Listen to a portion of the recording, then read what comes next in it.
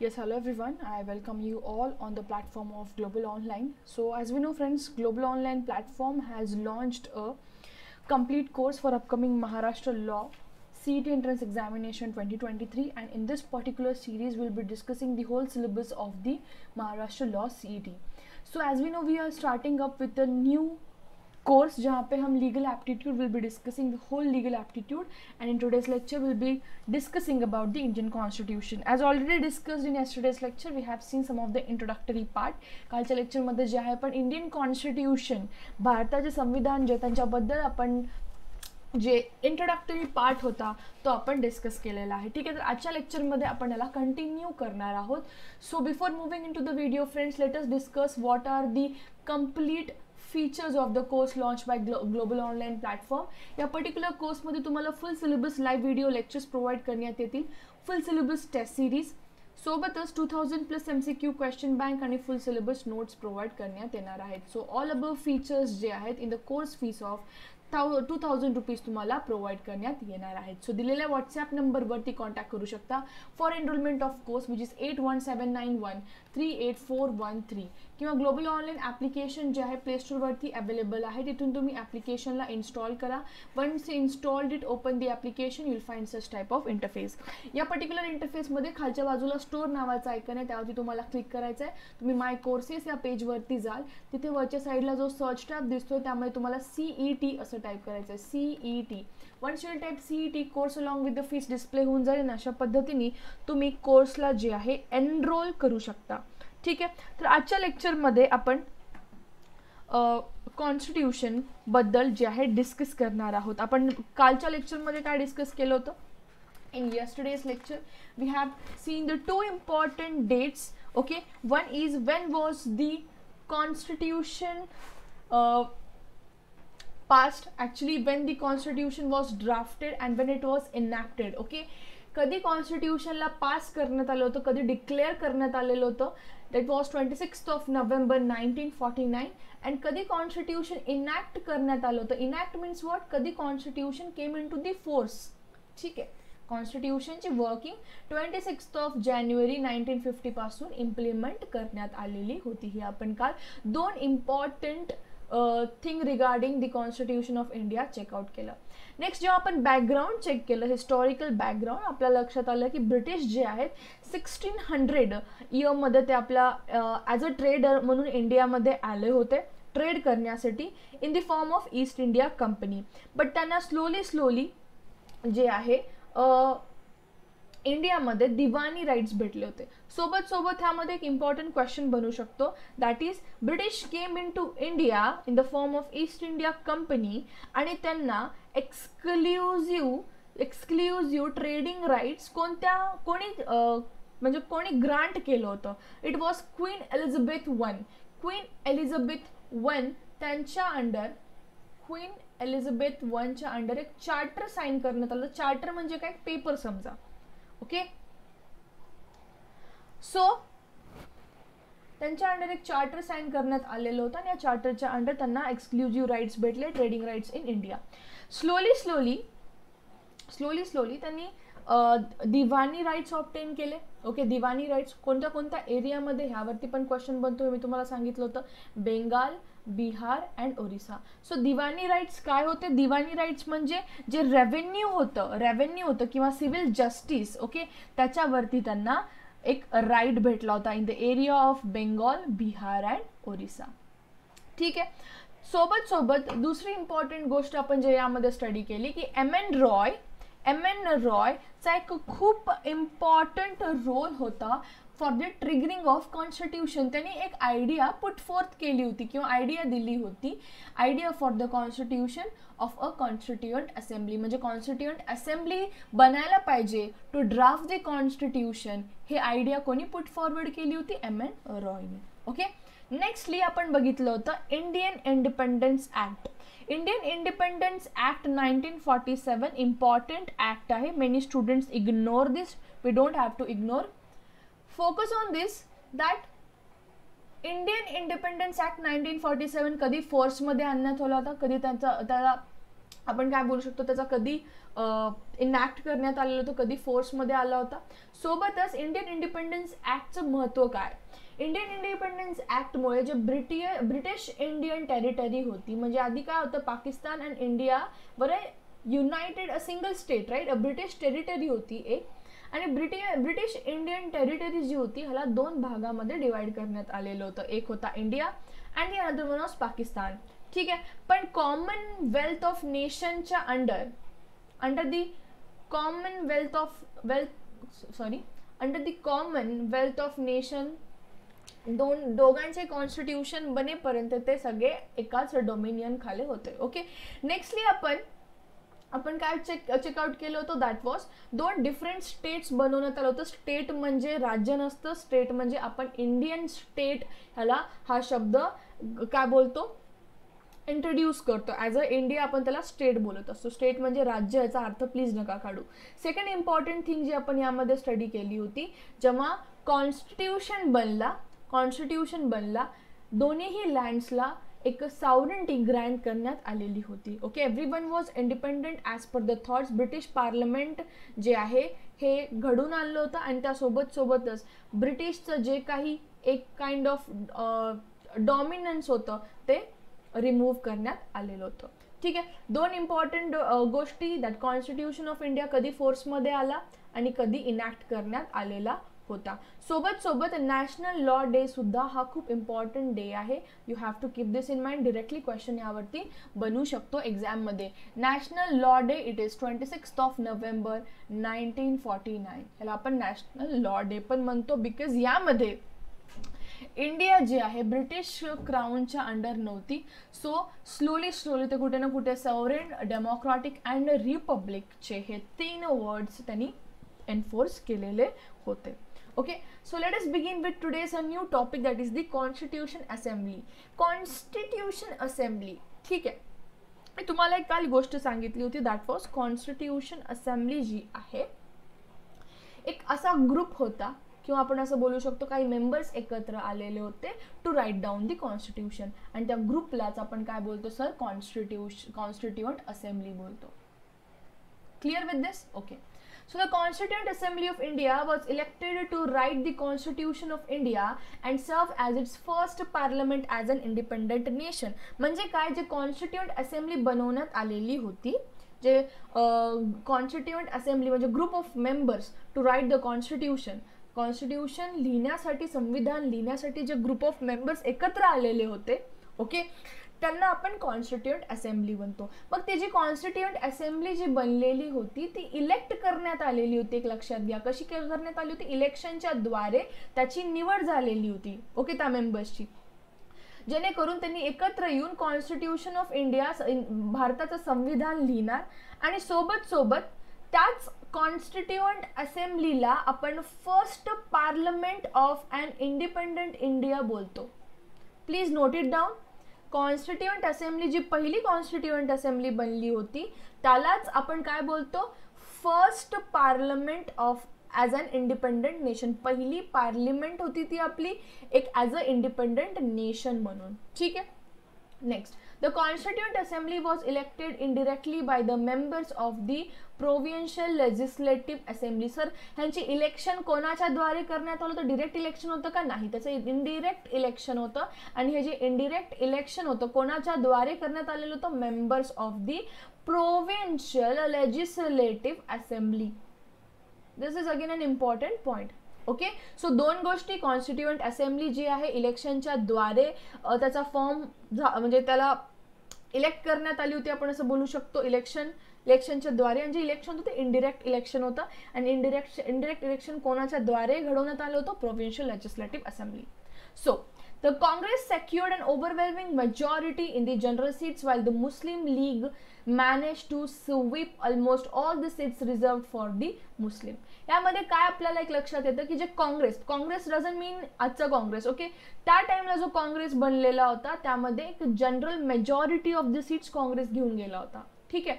आणि जी मुस्लिम लीग होती, बेसिकली 2 तुम्ही लक्षात ठेवू शकता, Congress and the Muslim League. Congress लीगला सगळ्यात जास्त मेजॉरिटी भेटली होती. मेजॉरिटी ऑफ 69% जे जागा होत्या त्या काँग्रेसनी सेक्युअर केल्या होत्या. सोबत सोबत जी मुस्लिम लीग होती, ओके, मुस्लिम लीग, त्यांनी ऑलमोस्ट जेवढे काही रिझर्व्ड मुस्लिम सीट्स होते त्यांनी ते ऑलमोस्ट घेऊन गेले होते. ठीक आहे. There were also members from small parties like schedule caste वाल्यांची सुद्धा जी होती ते अलग, एक वेगळी आपण काय बोलू शकतो, डिफरंट पार्टीज होत्या. Okay. So the federation, the communist party of India and the unionist party, this were the basically ह्यांचे वेगवेगळे स्मॉलर जे होते पार्टीज बनलेले होते शेड्यूल कास्टचे and all. Okay. So the first meet on 9th of December 1946 in Delhi while India was still under the British rule. एक लक्षात घ्या, कॉन्स्टिट्युएंट असेंब्ली बनली, कशाच्या द्वारे बनली, इलेक्शनच्या द्वारे बनवण्यात आलेली होती. इलेक्शन कोणी घडून आणलं, प्रोव्हिन्शियल लेजिस्लेटिव्ह असेंब्लीनी. इलेक्शन कसं होतं, इनडिरेक्ट इलेक्शन. आणि जे इलेक्शन करवण्यात आलं होतं त्यामध्ये जे काँग्रेस अँड मुस्लिम लीग होती, काँग्रेस लीगला मेजॉरिटी ऑफ द सीट्स घेऊन गेली 69%. मुस्लिम लीग जी आहे जेवढे रिझर्व्ड सीट्स होते ते घेऊन गेली. Other small parties like schedule caste, federation, the communist party of India and the unionist party ह्यांना पण थोडीशी स्मॉलर मेंबर्सच्या जागा भेटलेल्या होत्या. सोबत 9th of December 1946 ला ह्यांची पहिली मीट झाली होती, पहिली मीटिंग घडवण्यात आलेली होती जेव्हा ब्रिटिशच्या रूलमध्ये इंडिया कुठे ना कुठे होता. म्हणजेच ब्रिटिश रूलच्या अंडर असतानाही कॉन्स्टिट्युएंट असेंब्लीचे इलेक्शन घडवण्यात आलेले होते. Let me clear you that thing. Okay. It was the first met on the 9th of December 1946 in Delhi while India was under still the British rule. Now, the Constituent Assembly मधले members कसे होते ते checkout करा एकदा. Constituent Assembly had 207 representatives. Okay. 207 representative त्यांच्याकडे होते, including 15 women's. Okay. 15 विमेन्सला include करून जी आहे ही असेंब्ली बनवण्यात आलेली होती. Okay. Just give me a minute please.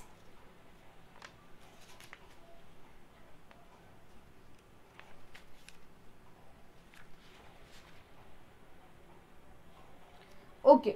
So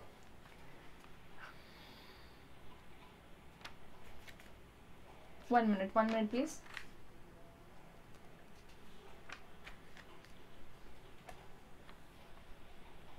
Okay, so here only 28 members of the Muslim League finally joined the Indian Assembly. म्हणजे जे मुस्लिम लीगचे members होते त्यांना एक फ्री ऑफ थॉट देण्यात आलेला होता की if whether you want to join the Indian assembly और दी अदर स्टेट जो डिवाइड होणार होता त्याच्या अकॉर्डिंग 28 मेंबर असे होते मुस्लिम लीगचे ज्यांनी इंडियन असेंब्लीला जॉईन केलं.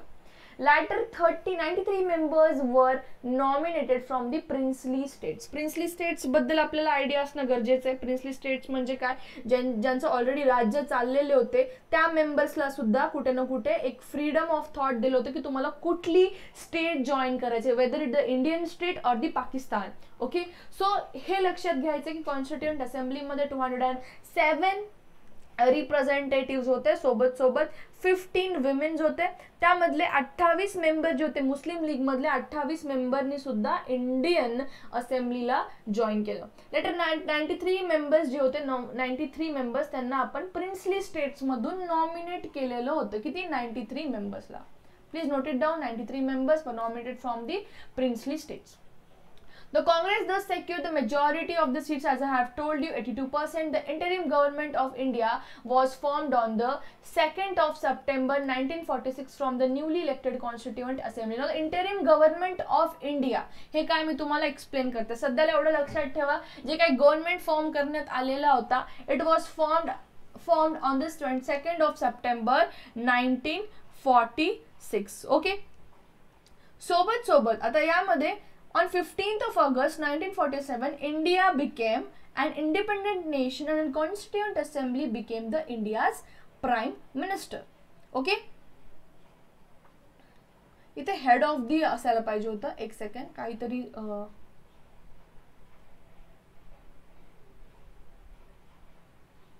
Okay.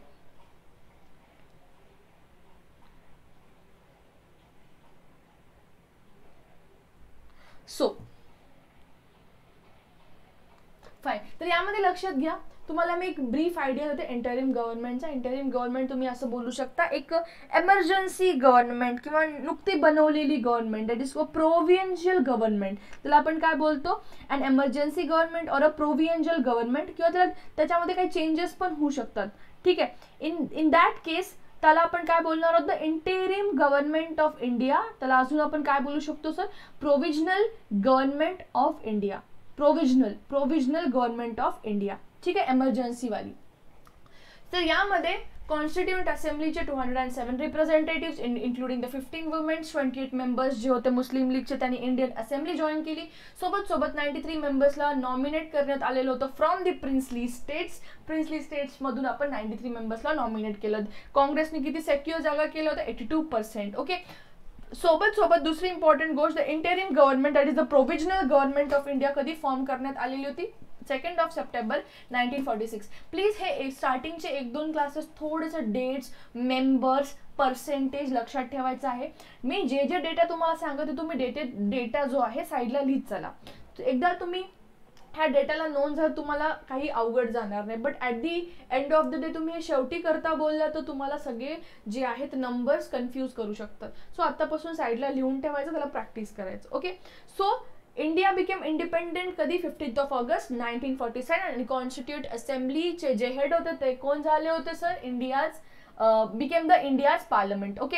So the constituent assembly कोण होती, इंडियाज पार्लमेंट. मी तुम्हाला काय म्हटलं होतं की जे कॉन्स्टिट्यूएंट असेंब्ली बनवण्यात आलेली होती, म्हणजे जे ग्रुप बनवण्यात आलेला होता to write down the constitution, तेच कोण होते, पहिले इंडियाची पार्लमेंट होती. Became the India's first parliament. The interim government of India, म्हणजेच provisional government of India, was formed on the 2nd of September 1946 from the newly elected constituent assembly. मी तुम्हाला काय म्हटलं, constituent assembly जी इलेक्ट करण्यात आली होती त्याच्याच द्वारे interim government of India जे होती फॉर्म करण्यात आली होती. डेट लक्षात ठेवायचं, 2nd of September 1946. On 15th of August 1947, India became an independent nation and the Constituent Assembly became the India's parliament. हे आपण स्टडी केलं. Next, interim government of India. ना ह्याच्यामध्ये काय काय लक्षात ठेवायचं तुम्हाला, the interim government of India कधीपासून एक्झिस्ट केली हे लक्षात घ्या. 2nd of September 1946 पासून ते 15 August 1947, a span of a year. या ड्युरेशन मध्ये जे प्रोव्हिजनल गव्हर्नमेंट होती ती एक्झिस्ट करत होती. ठीक आहे. आता ह्या इंटरिम गव्हर्नमेंटचा पर्पज काय होता, कशासाठी ही गव्हर्नमेंट प्रोव्हिजनल गव्हर्नमेंट बनवण्यात आलेली होती, त्यामागे एक रिझन होता. ठीक आहे. With the purpose of transitioning India from British Raj to independence. हे पॉइंट हायलाइटिंग होता, please note it down. I just highlight this point. British Raj जो इंडियामध्ये होता, ओके, ब्रिटिश राज जो इंडियामध्ये होता त्याला कुठे ना कुठे एक ट्रान्झिशनिंग चेंज येत होता, किंवा आपण असं बोलू शकतो एक चेंज आला की ब्रिटिश राजला आपण इंडिपेंडेंट इंडियामध्ये कन्वर्ट करत होतो. आणि त्या ड्युरेशनसाठी, त्या पर्पजसाठी आपण प्रोव्हिजनल गव्हर्नमेंट, ज्यालाच आपण इंटरिम गव्हर्नमेंटला फॉर्म मध्ये आणण्यात आलं होतं. ठीक आहे. त्याचं ड्युरेशन किती होतं सर, किती दिवसांसाठी ही गव्हर्नमेंट चालली, 2nd सप्टेंबर 1946 पासून ते 15 ऑगस्ट 1947 पर्यंत. ठीक आहे. नेक्स्ट थिंग यामध्ये, the interim government of government 1946 from the on 2nd of September India. Sorry, कुछ काहीतरी इथं मिसलिडिंग होत आहे. ओके, एवढं लक्षात ठेवा, काहीतरी पॉईंट वर खाली झाला. 2nd सप्टेंबर 1946 पासून ते 15th of August 1947 पर्यंत ही गव्हर्नमेंट होती. आणि याचा पर्पज काय होता सर, एक ट्रान्झिशनिंग चेंज दाखवायचा इंडियामध्ये ब्रिटिश राजपासून ते इंडिपेंडन्सकडे जाण्याचा. सोबत आता एक लक्षात घ्या, जे interim government of India form झाले होते त्यासोबतच आपण एक व्हायसरॉयला इलेक्ट केलं होतं. व्हायसरॉय. ठीक आहे. व्हायसरॉय. सो व्हायसरॉयला elect, newly elected executive council served as the executive branch of the interim government. तुम्हाला मी एक हिस्टॉरिकल बॅकग्राऊंड मध्ये कोण कुठे बसतं, व्हायसरॉय, ठीक आहे, व्हायसरॉयच्या आधी गव्हर्नर कसे आले, ठीक आहे. ह्या सगळ्या गोष्टी तुम्हाला एक्सप्लेन करण्यासाठी मी तुम्हाला एक छोटासा चार्ट एक्सप्लेन करेल उद्या किंवा परवा मे बी. ओके, लॉर्ड कोण होते, लॉर्ड कॉर्नवलिस, ओके, अशा पद्धतीने गव्हर्नर जनरल काय असतात किंवा व्हायसरॉयज काय असतात, त्यामध्ये फरक काय, ह्या सगळ्या गोष्टी मी तुम्हाला एक्सप्लेन करेन. फक्त एवढं लक्षात ठेवा, जेव्हा इंटरिम गव्हर्नमेंट ऑफ इंडिया बनवली गेली होती त्या टाइमला न्यूली इलेक्टेड व्हायसरॉय म्हणजे एक हेड समजा, कोण होते, हेड इलेक्टेड एक्झिक्युटिव्ह काउन्सिल, त्यांनी काय सर्व केलं sir, served as the executive branch of the interim government, म्हणजे त्यांनी सर्व केलं म्हणजे they worked for the interim government of India. Okay, next. Although originally headed by the Viceroy into the Council of India, it was transformed minister with the power of the Prime Minister bestowed on the Vice President of the Council, which was held by the Congress leader Jawaharlal Nehru. ह्यामध्ये काय लक्षात ठेवायचं, बस interim government of इंडियामध्ये तुम्हाला एवढं लक्षात ठेवा, त्याचा एक्झिस्टन्स कुठून कुठल्या वर्षीपर्यंत, त्याचं मेन हायलाइटिंग पॉईंट काय होता, आणि सोबत व्हायसरॉय त्या काळामध्ये वर्क करत होते, ठीक आहे, for the interim government. Okay, पहिली इम्पॉर्टंट गोष्ट आता जी यामध्ये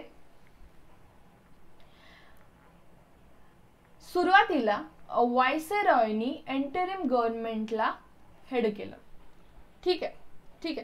कोण हेड होते interim government of India, interim government of इंडियाचे हेड होते व्हायसरॉय, ठीक आहे.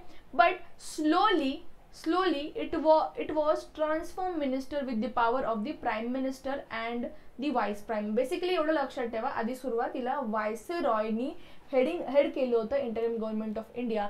Slowly interim government of India चे हेड कोण बनलेले होते, Congress leader Jawaharlal Nehru. It means prime minister आणि vice prime minister of the council कडे हे पॉवर देण्यात आलेले होते. पहिले पॉवर कोणाकडे होते, व्हायसरॉयकडे. व्हायसरॉयचे पॉवर नंतर जवाहरलाल नेहरूकडे पुट ऑन करण्यात आलेलं होतं. Senior Congress Vallabhbhai Patel led the leader second most powerful position in the council heading the department of home affairs, department of information and broadcasting. एवढं लक्षात ठेवा, यामध्ये व्हेरी फर्स्ट इम्पॉर्टंट थिंग की इंटरिम गव्हर्नमेंट ऑफ इंडियामध्ये viceroy आधी head करायचे, then came the Jawaharlal Nehru, and Jawaharlal Nehru was the leader ज्यांच्याकडे most powerful position होती काउन्सिलची. And the senior Congress head that is the Vallabhbhai Patel, ते कोण होते, सेकंड मोस्ट पॉवरफुल पोझिशन होती त्यांची काउन्सिलमध्ये, ठीक आहे. आणि त्यांचे डिपार्टमेंट कोणते होम अफेअर्सचे होते, इन्फॉर्मेशन अँड ब्रॉडकास्टिंग. एवढ्याच्या डिटेलिंगमध्ये नका जाऊ, ठीक आहे. नेक्स्ट, हे आता इम्पॉर्टंट आहे. डॉक्टर सच्चिदानंद सिन्हा, ओके. सच्चिदानंद सिन्हा हे कोण होते, ही वॉज द प्रेसिडेंट. कोणाचे प्रेसिडेंट होते सर, कॉन्स्टिट्यूएंट असेंब्लीचे. बट आपण ऐकतो की कॉन्स्टिट्यूएंट असेंब्लीचे प्रेसिडेंट तर डॉक्टर राजेंद्र प्रसाद होते, बरोबर आहे. But he was a temporary chairman assembly. लक्षात घ्या, डॉक्टर राजेंद्र प्रसादच्या आधी कोणी होते असं जर प्रश्न विचारला, काय, कॉन्स्टिट्यूएंट असेंब्लीचे प्रेसिडेंट. कॉन्स्टिट्यूएंट असेंब्लीचे president before doctor Rajendra Prasad कोण होते, डॉक्टर सच्चिदानंद सिन्हा. आणि त्यांनी वी कॅन क्लिअरली से त्यांनी पोझिशन जी आहे टेम्पररी बेसिस वरती होल्ड केलेली होती. Doctor Sachchidanand Sinha was the first of the president of the constituent assembly when it met on the 9th of December 1946. म्हणजे जेव्हा कॉन्स्टिट्यूएंट असेंब्ली, जेव्हा ब्रिटिश राज इव्हन चालू होता, ब्रिटिश रूल चालू होता, इव्हन त्या टाइमला सुद्धा मी काय म्हटलं होतं, कॉन्स्टिट्यूएंट असेंब्लीनी मीटिंग हेल्ड ऑन केली होती, बरोबर, 9th of December 1946. आणि त्या टाइमला कोण होते सर प्रेसिडेंट, डॉक्टर सच्चिदानंद सिन्हा. नंतर डॉक्टर राजेंद्र प्रसाद प्रेसिडेंट बनले कॉन्स्टिट्यूएंट असेंब्लीचा, and later became the first president of the constituent India. दोन गोष्टी लक्षात ठेवायच्यात regarding the doctor Rajendra Prasad. Doctor Rajendra Prasad बद्दल तुम्हाला दोन गोष्टी लक्षात ठेवायच्यात. The first one is he became the president of constituent assembly. constituent assembly चे ते प्रेसिडेंट झाले आणि नंतर ते प्रेसिडेंट झाले constituent इंडियाचे. he became the president of the constituent India. Next, The Vice President of Assembly was Professor H.C. Mukherjee, former Vice Chancellor of Calcutta University and a prominent Christian from Bengal who also served as the chairman of the Minority Committee of the Constituent Assembly. So जेव्हा केव्हा तुम्ही H.C. Mukherjee बद्दल study करता तुम्हाला 3-4 गोष्टी लक्षात ठेवायच्यात. एक, ते vice chancellor of Calcutta university होते. नंबर 2, ते एक प्रॉमिनंट क्रिश्चियन होते from Bengal. This is also not much important but chancellor of Calcutta university is important and chairman of the minority committee. Okay, of the minority committee of the constituent assembly. म्हणजे जे minority committee होती constituent असेंब्लीमध्ये बनलेली त्याचे head कोण होते? H.C. Mukherjee. सरळ सरळ क्वेश्चन हा बनू शकतो. हु was the chairperson of the minority community in the constituent assembly. constituent assembly परत एकदा कॉन्स्टिट्यूशन लिहिण्यासाठी सोबत सोबत मायनॉरिटीजच्या काय गरजा आहेत, त्यांना काय पोझिशन हेल्ड ऑन करायची आहे इन इंडिया, त्याला लीड करणारे कोण होते, त्याचे हेड कोण होते sir? H.C. Mukherjee. Clear? He was appointed as the governor of West Bengal after India became a republic. Republic इंडियाच्या टाइमला, इंडिया जेव्हा रिपब्लिक झाली होती त्या टाइमला गव्हर्नर ऑफ वेस्ट बेंगॉल कोण होते? H.C. मुखर्जी. सो 3-4 गोष्टी. चान्सलर ऑफ कलकत्ता युनिव्हर्सिटी, सोबत सोबत he was the head or the chairman of the minority committee in the constituent assembly and he was appointed as the governor of West Bengal when India became republic. दूसरी important गोष्ट है BN Roy बद्दल. Sir BN Roy, he was appointed as the constitutional adviser of the to the assembly. Constitutional adviser. Okay, constitutional adviser. Constituent assembly मध्ये जे constitutional adviser होते he was sir BN Rao. Now again the assembly approved the constitution on 26th of November 1949. 26th of November ला constitution ला काय भेटण्यात आलेलं होतं? Sir approval भेटण्यात आलेलं होतं. but 26th of January 1950 मध्ये the constitution took effect, a day now commemorated as a republic day nationwide. म्हणजे 26th of November 1950 च्या दिवशी कॉन्स्टिट्यूशनने जे आहे इन्फोर्स करण्यात आलेलं होतं आणि त्या डेला आपण रिपब्लिक डे म्हणून जे आपल्या इंडियामध्ये जे आहे सेलिब्रेट करतो. Okay, at this point the constituent assembly became the provisional parliament of India, as I have told you already, until the first election under the new constitution took place in the 1952. Clear everyone? Moving on to the next. आता important गोष्ट काय की drafting of the Indian constitution, ह्याच्यावरनं एक्झाममध्ये जास्त question येतात. Okay, so आतापर्यंत जे पाहिलं आपण हिस्टॉरिकल बॅकग्राऊंड बद्दल होतं थोडं बहुत, हे पण हिस्टॉरिकल बॅकग्राऊंडच आहे कुठे ना कुठे, बट यामध्ये एक हायलाइटिंग फीचर्स आहेत. क्वेश्चन्स इथून येण्याची दाट शक्यता आहे. ओके, ही कॉन्स्टिट्युएंट असेंब्लीला ड्राफ्ट करण्यासाठी किती दिवस लागले? कॉन्स्टिट्यूशन संविधान बनवण्यासाठी, भारताचं संविधान बनवण्यासाठी किती दिवस लागले? द ड्युरेशन जो होता दॅट वॉज, कालावधी जो लागला 2 years 11 months and 18 days. ह्याला हायलाइट करा. 2 वर्ष 11 महिने आणि 18 दिवस एवढा कालावधी जो आहे संविधान, भारताचं संविधान बनवण्यामध्ये एवढा कालावधी गेला. नेक्स्ट इम्पॉर्टंट थिंग आहे, जवाहरलाल नेहरू जे आहेत त्यांनी एक ऑब्जेक्टिव्ह रेझोल्युशन पास केलं होतं. तर ऑब्जेक्टिव्ह रेझोल्युशन काय आहे हे समजणं गरजेचं आहे. ऑब्जेक्टिव्ह रेझोल्युशन म्हणजे असं समजा, एक असं शीट होती किंवा असं एक कागद, एक मिनिट, ज्यामध्ये जवाहरलाल नेहरूंनी कॉन्स्टिट्यूशन मध्ये काय काय असायला पाहिजे त्या सगळ्या गोष्टी ह्या ऑब्जेक्टिव्ह रेझोल्युशन मध्ये या कागदावरती लिहिल्या होत्या. ओके, 2 वर्ष 11 महिने 18 दिवस तर कॉन्स्टिट्यूशनला ड्राफ्ट करण्यात गेले. बट कॉन्स्टिट्यूशन मध्ये काय काय लिहायचंय, कॉन्स्टिट्यूशन मधले कुठले रिक्वायरमेंट्स आहेत, काय गोष्टी इन्क्लूड करायच्या आहेत, ह्या सगळ्या गोष्टी ऑब्जेक्टिव्ह रेझोल्युशन मध्ये होत्या. म्हणजेच असे फीचर्स, अशा काही हायलाइटिंग थिंग्स जे कॉन्स्टिट्यूशन रिप्रेझेंट करणार होतं, त्या सगळ्या गोष्टी ह्या ऑब्जेक्टिव्ह रेझोल्युशन मध्ये कोणी पास केलं होतं? जवाहरलाल नेहरू. क्वेश्चन कंपल्सरीली येऊ शकतो यावरनं की जवाहरलाल नेहरूंनी ऑब्जेक्टिव्ह रेझोल्युशन असेंब्लीमध्ये कधी पास केलं होतं, म्हणजे ते कागद कधी पास केलं होतं. तर दिनांक आहे 13th of December 1946 आणि it was adopted by the assembly on the 22nd of January 1947. कागद कधी पास केला? 13 डिसेंबरला. बट कॉन्स्टिट्युएंट असेंब्लीने त्यांनी कधी अडॉप्ट केलं, कधी ते कागदला गो थ्रू केलं, कधी त्या कागद मधले फीचर्स अडॉप्ट करायचं ठरवलं? 22nd of January 1947. 1947. And Dr. Babasaheb Ambedkar, he was the chairman of the drafting committee. A great man, someone who has written the Indian Constitution. He was a chairperson of the drafting committee. त्याने different nation मधून different कॉन्स्टिट्यूशनचा अभ्यास केला. Constituent assembly होती, but someone who studied all the constitutions, दुसऱ्या वेगवेगळ्या देशाचे constitution study करून त्या कॉन्स्टिट्यूशनचे फीचर्स इंडियामध्ये कुठे फिट होऊ शकतात, कुठे इंडियाला ह्या फीचरची गरज आहे, ह्या आर्टिकलची गरज आहे, त्याच्या हिशोबाने त्यांनी कॉन्स्टिट्यूशनला ड्राफ्ट केलं. Clear with this? Okay. So हे काही इम्पॉर्टंट गोष्टी आहेत ते आता उद्या आपण डिस्कस करू की इंडियन कॉन्स्टिट्यूशनमध्ये 12 शेड्यूल्स आहेत, सोबत 448 आर्टिकल्स आहेत, सोबत अमेंडमेंट काय असते, आणि 99th अमेंडमेंट ऍक्ट काय आहे, हे सगळ्या गोष्टी अपन स्टडी करना आहोत.